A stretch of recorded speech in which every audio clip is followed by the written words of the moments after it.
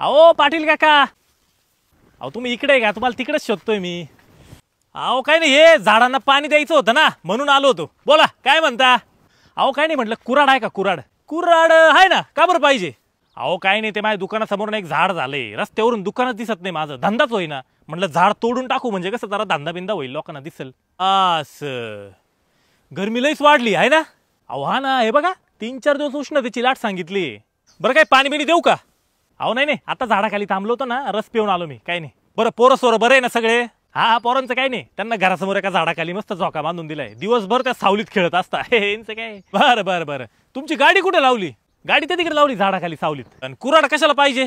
ते झाड तोडायचंय ना. काय राव, अहो या झाडांवर तर अख्खं आयुष्य चाललंय आपलं. अहो ही झाडं तोडायची नसता, झाडं राखायची असता. तुम्ही आज झाडं राखली तर उद्या झाडं तुम्हाला राखतील. अहो पण ते दुकानात समोर आहे ना. अहो मग उलट त्या झाडाला खत पाणी घाला, त्याला वाढवा, म्हणजे त्याच्या सावलीत लोक थांबतील आणि तुमच्या दुकानाचा धंदा होईल. काय चालतंय, येतो काका.